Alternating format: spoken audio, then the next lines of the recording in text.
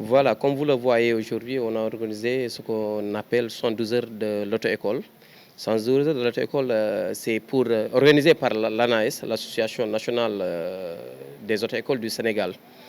C'est ça qu'on a organisé aujourd'hui à Ziguinchor. On a un simple but, c'est juste que pour sensibiliser la population de Ziguinchor sur la sécurité routière.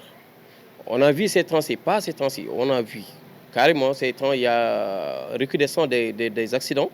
Et à Ziguinchor même, on a préféré que notre première édition lancer la journée de les 112 heures de notre école ici à Ziguinchor pour la première édition. C'est pour cela qu'on est là aujourd'hui avec les moniteurs de Ziguinchor et les gens qui sont venus de Louga, M. Pamali qui est à ma gauche, le vice-président de l'ANAS. Uniquement notre but, c'est de sensibiliser la population de Ziguinchor sur la sécurité routière. La cible, je pense bien, c'est toute la population.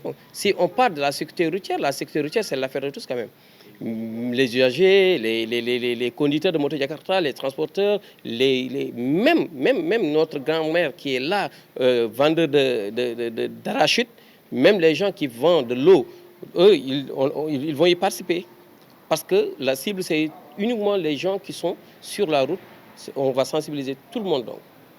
Ah voilà, là c'est une bonne participation parce que les sapeurs aussi sont là pour amener aussi leur partition. Parce qu'on sait très bien qu'il y a les premiers gestes qu'on fait en cas d'accident, les premiers gestes de secours, et que là, on a vu que ce sont les sapeurs-pompiers aussi qui ont mieux placé et habilité à le faire. C'est pour ça qu'ils sont là pour donner des cours aussi et pour faire des simulations envers la population de Ziguinchor. Là, c'est une bonne question. Parce que pour conduire quelque chose, soit Jakarta ou bien une moto, Jakarta ou bien une voiture, quelque chose comme ça, tu dois être bien formé d'abord. Après la formation, tu dois déposer pour avoir un permis de conduire. Mais conduire une moto et tu n'as pas un permis de conduire, je pense que là, tu es en infraction. Parce que le permis de conduire, c'est le diplôme qui te permet de conduire la moto. Donc, ce qu'on leur conseille est qu'ils n'ont qu'à aller envers les moniteurs d'auto-école parce que c'est eux qui forment. Tu ne peux pas avoir des formateurs mieux que les moniteurs d'auto-école. Il faut qu'ils aillent envers les auto-écoles pour qu'ils puissent avoir là-bas une bonne formation. Après qu'ils vont aller passer leur permis de conduire, c'est plus juste.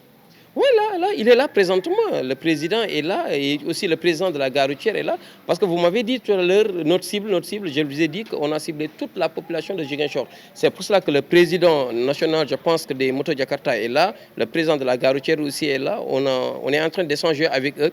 Et je vous ai bien dit que c'est la première édition ici à Ziguinchor.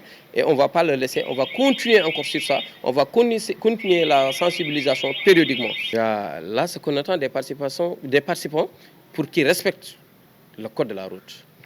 Ils le respectaient quand même. À partir d'aujourd'hui, ils n'ont qu'à augmenter, ils n'ont qu'à respecter le code de la route.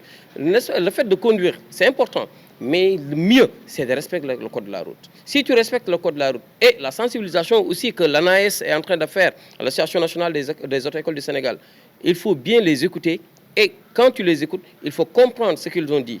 Et si tu as déjà compris, il faut exécuter et faire ce que l'ANAS vous confie de faire. À la veille des élections, donc, ça, c'est une bonne question. Parce qu'il y a les conducteurs, soit Jakarta ou bien taxi, ou bien particuliers même, je dis. Parce qu'on a vu les élections passées, on a eu à enregistrer beaucoup de cas d'accidents commis par les particuliers. Parce qu'ils vont conduire, je ne sais pas, ils sont un peu excités. Ils sont un peu excités par l'engouement des personnes, l'engouement de la foule. Mais donc, il faut être toujours soit patient, serein aussi. Mais tout ça, ce qui te permet de faire ça, c'est d'appliquer ou bien de mieux comprendre le code de la route. Si tu comprends bien le code de la route, tu sauras que là, il y a une limitation de vitesse que je ne dois pas dépasser. Tel soit le cas, même s'il y a un cortège que je dois faire.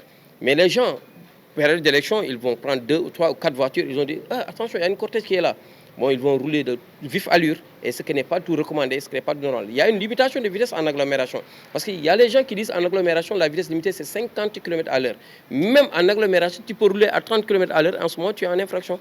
Parce qu'il y a ce qu'on appelle vitesse excessive et excès de vitesse. Il y a, comment dirais-je, un lieu où tu ne dois même pas rouler à 30 km à l'heure. Malheureusement, les gens sont un peu excités par la foule. Ouais. On ne peut pas leur dire de ne pas conduire. On ne peut pas, on n'a même pas le droit de leur dire de ne pas conduire. Ce qu'on peut faire, c'est ce qu'on a commencé aujourd'hui, c'est de leur sensibiliser ce qu'ils doivent faire, de les sensibiliser sur la sécurité routière, de les sensibiliser qu'ils respectent le code de la route. Si tu respectes le code de la route, c'est tout simplement l'essentiel. Quand quelqu'un respecte le code de la route, il saura là où je dois rouler à 50, ou là où je dois rouler à 90, ou là où je dois rouler à 30 km à l'heure. C'est pour cela qu'on est là aujourd'hui. Tout ce qu'on leur conseille, c'est de respecter uniquement le code de la route.